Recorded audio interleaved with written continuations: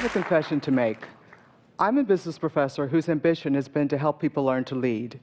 But recently I've discovered that what many of us think of as great leadership does not work when it comes to leading innovation. I'm an ethnographer. I use the methods of anthropology to understand the questions in which I'm interested. So along with 3 co-conspirators, I spent nearly a decade observing up close and personal exceptional leaders of innovation. We studied 16 men and women located in 7 countries across the globe, working in 12 different industries. In total, we spent hundreds of hours on the ground, on site, watching these leaders in action. We ended up with pages and pages and pages of field notes that we analyzed to look for patterns in what our leaders did. The bottom line, if we want to build organizations that can innovate time and again, we must unlearn our conventional notions of leadership. Leading innovation is not about creating a vision and inspiring others to execute it. Well, what do we mean by innovation? And innovation is anything that is both new and useful. It can be a product or service. It can be a process or a way of organizing. It can be incremental or it can be breakthrough. We have a pretty inclusive definition. How many of you recognize this man? Put your hands up. Keep your hands up if you know who this is. How about these familiar faces? So from your show of hands, it looks like many of you have seen a Pixar movie, but very few of you recognized Ed Catmull, the founder and CEO of Pixar, one of the companies I had the privilege of studying. My first visit to Pixar was in 2005 when they were working on Ratatouille, that provocative movie about a rat becoming a master chef. Computer-generated movies are really mainstream today, but it took Ed and his colleagues nearly 20 years to create the first full-length CG movie. In the 20 years hence, they've produced 14 movies, and I was recently at Pixar, and I'm here to tell you that number 15 is sure to be a winner. When many of us think about innovation, though, we think about an Einstein having an aha moment. But we all know that's a myth. Innovation is not about solo genius. It's about collective genius. Let's think for a minute about what it takes to make a Pixar movie. No solo genius, no flash of inspiration produces one of those movies. On the contrary, it takes about 250 people, 4 to 5 years, to make one of those movies. To help us understand the process, an individual in the studio drew a version of this picture. He did so reluctantly because it suggested that their process was a neat series of steps done by discrete groups. Even with all those arrows, he thought it failed to really tell you just how iterative, interrelated, and frankly messy their process was. Throughout the making of a movie at Pixar, the story evolves. So think about it. Some shots go through quickly. They don't all go through in order. It depends on how vexing the challenges are that they come up with when they're working on a particular scene. So if you think about that scene in Up, where the boy hands the piece of chocolate to the bird, that 10 seconds took one animator almost 6 months to perfect.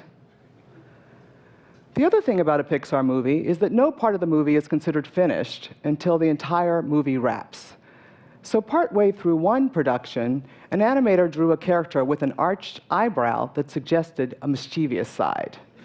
When the director saw that drawing, he thought it was great, it was beautiful, but he said, you got to lose it. It doesn't fit the character. 2 weeks later, the director came back and said, let's put in those few seconds of film.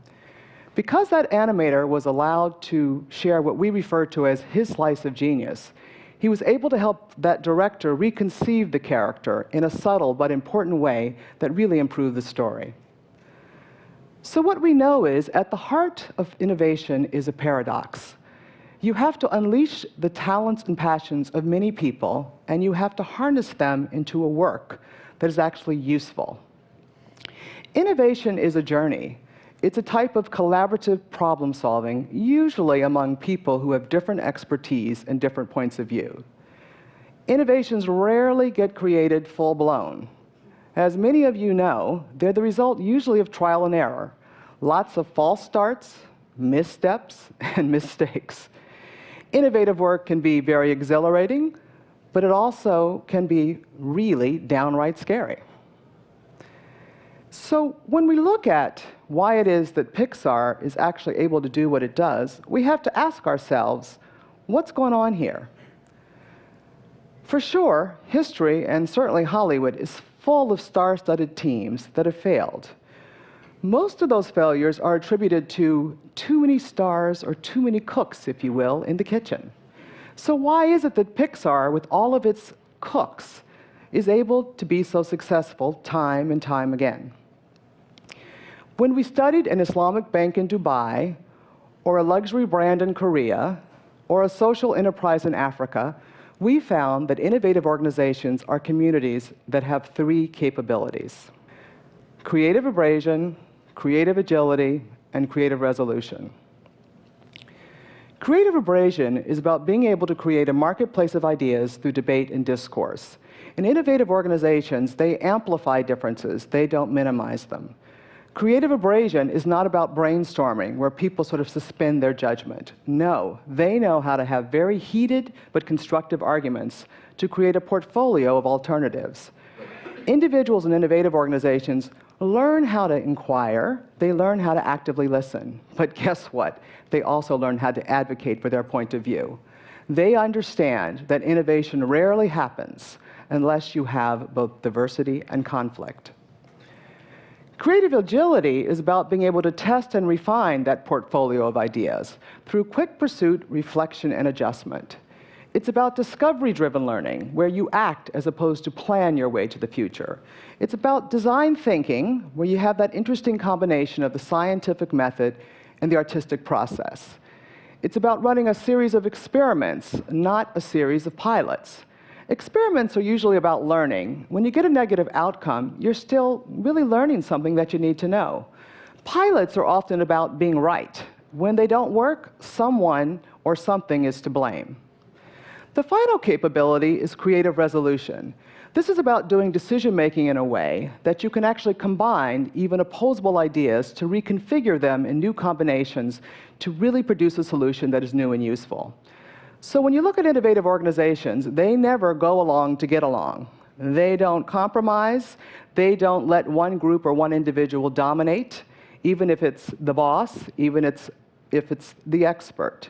Instead, they have developed a rather patient and more inclusive decision-making process that allows for both-and solutions to arise and not simply either-or solutions.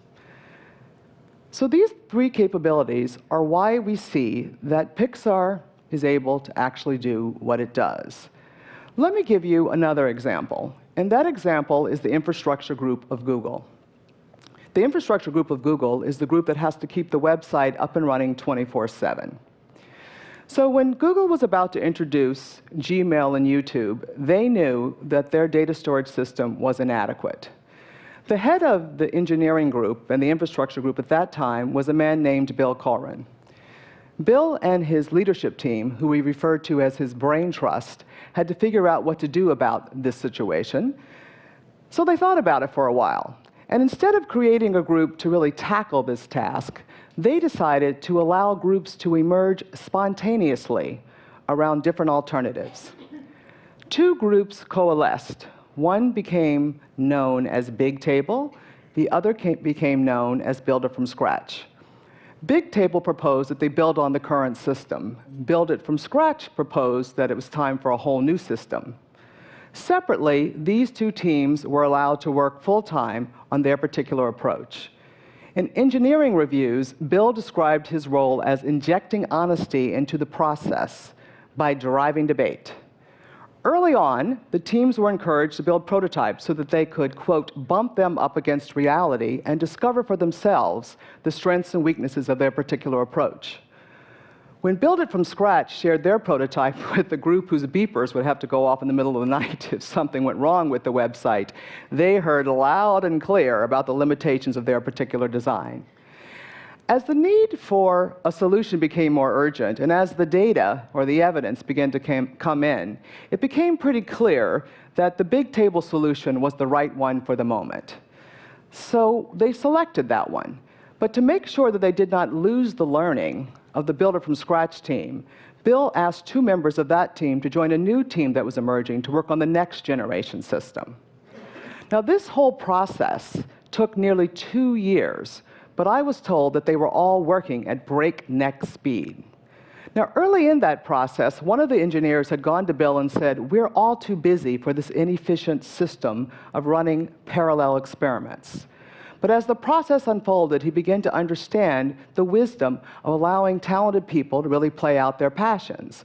And he admitted, if you had forced us to all be on one team, we might have focused on proving who was right and winning, and not on learning and discovering, really what was the best answer for Google. So why is it that Pixar and Google are able to innovate time and again? It's because they've mastered the capabilities required for that. They know how to do collaborative problem solving, they know how to do discovery-driven learning, and they know how to do integrated decision-making. Now, some of you may be sitting there and saying to yourselves right now, we don't know how to do those things in my organization. So why do they know how to do those things at Pixar, and why do they know how to do those things at Google? Well, many of the people that worked for Bill told us, in their opinion, Bill was one of the finest leaders in Silicon Valley. And we completely agreed. The man is a genius. Leadership is the secret sauce, but it's a different kind of leadership, not the kind many of us think about when we think about great leadership. One of the leaders I met with early on said to me, "Linda, I don't read books on leadership. All they do is make me feel bad. In the first chapter, they say I'm supposed to create a vision. But if I'm trying to do something that's truly new, I have no answers. I don't know what direction we're going in, and I'm not even sure I know how to figure out how to get there." For sure, there are times when visionary leadership is exactly what is needed. But if we want to build organizations that can innovate time and again, we must recast our understanding of what leadership is about. Leading innovation is about creating the space where people are willing and able to do the hard work of innovative problem solving. So, at this point, some of you may be wondering, well, what does that leadership really look like? Well, at Pixar, they understand that innovation takes a village. So the leaders focus on building a sense of community and building those three capabilities. How do they define leadership? They say leadership is about creating a world to which people want to belong. What kind of world do people want to belong in at Pixar? A world where you're living at the frontier. So what do they focus their time on? Not on creating a vision. Instead, they spend their time thinking about how do we design a studio that has the sensibility of a public square so that people will interact. Let's put in a policy that anyone, no matter what their level or role, is allowed to give notes to the director about how they feel about a particular film. You know what? What can we do to make sure that all the disruptors, all the minority voices in this organization speak up and are heard? And finally, let's bestow credit in a very generous way. So I don't know if you've ever looked at the credits of a Pixar movie, but the babies born during a production are listed there. And how did Bill think about what his role was? Bill said, "I lead a volunteer organization. Talented people don't want to follow me anywhere. They want to co-create with me the future. My job is to nurture the bottom up and not let it degenerate into chaos." How did he see his role? I'm a role model. I'm a human glue. I'm a connector. I'm an aggregator of viewpoints. I'm never a dictator of viewpoints. Advice about how you exercise the role? You know what? Hire people who argue with you. And guess what? Sometimes it's best to be deliberately fuzzy and vague. So some of you may be wondering now, what are these people thinking? They're thinking, you know what? I'm not the visionary. I'm the social architect. I'm creating the space where people are willing and able to share and combine their talents and passions. So if some of you are worrying now that you don't work at a Pixar or you don't work at a Google, I want to tell you there's still hope. We studied many organizations that were really not organizations you think of as ones where a lot of innovation happens. We studied a general counsel in a pharmaceutical company who had to figure out how to get the outside lawyers, 19 competitors, to collaborate and innovate. We studied the head of marketing at a German automaker, where fundamentally they believed that it was the design engineers, not the marketeers, who were allowed to be innovative. We also studied Vineet Nair at HCL Technologies, an Indian outsourcing company. When we met Vineet, his company was about, in his words, to become irrelevant. we watched as he turned that company and really into a global dynamo of IT innovation. At HCL Technologies, like at many companies, the leaders had learned to see their role as setting direction and making sure that no one deviated from it.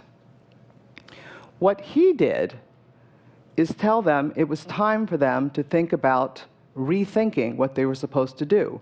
Because what was happening is that everybody was looking up, and you weren't seeing the kind of bottom-up innovation we saw at Pixar or Google.